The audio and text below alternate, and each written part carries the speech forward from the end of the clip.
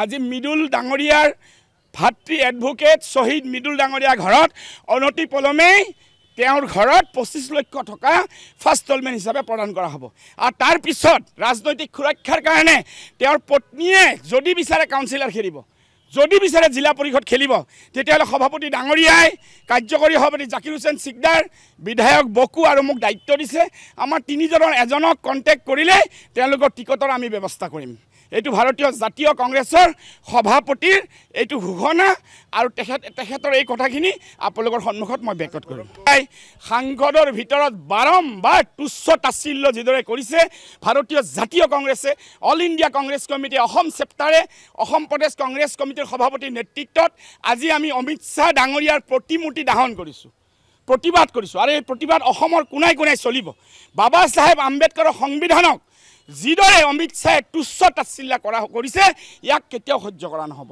ভাৰতীয় গণতন্ত্ৰ প্ৰতিষ্ঠা, বিশ্বৰ দৰবাৰত ভাৰতৰ প্ৰতিষ্ঠা, ভাৰতৰ স্বাধীনতা, তাৰপিছত ভাৰতীয় সংবিধান ব্ৰহ্মাণ্ডৰ ভিতৰত এক সৰ্বোত্তম সংবিধান, শক্তিশালী সংবিধান, জনতাৰ কাৰণে, জনতাৰ বাবে, জনতাৰ আশা আকাংক্ষাক বাস্তৱত ৰূপ এটা সংবিধানক তেওঁলোকে তাচ্ছিল্য কৰিছে।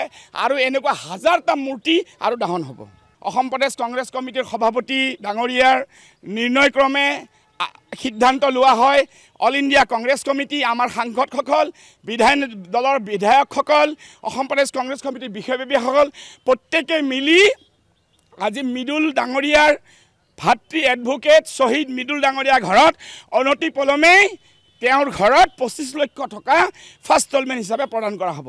আৰু তাৰ পিছত ৰাজনৈতিক সুৰক্ষাৰ কাৰণে তেওঁৰ পত্নীয়ে যদি বিচাৰে কাউন্সিলৰ খেলিব, যদি বিচাৰে জিলা পৰিষদ খেলিব, তেতিয়াহ'লে সভাপতি ডাঙৰীয়াই, কাৰ্যকৰী সভাপতি জাকিৰ হুছেইন সিকদাৰ, বিধায়ক বকু আৰু মোক দায়িত্ব দিছে। আমাৰ তিনিজনৰ এজনক কণ্টেক্ট কৰিলে তেওঁলোকৰ টিকটৰ আমি ব্যৱস্থা কৰিম। এইটো ভাৰতীয় জাতীয় কংগ্ৰেছৰ সভাপতিৰ এইটো ঘোষণা আৰু তেখেতৰ এই কথাখিনি আপোনালোকৰ সন্মুখত মই ব্যক্ত কৰিম। 3টা বিচত তেওঁ নামিব।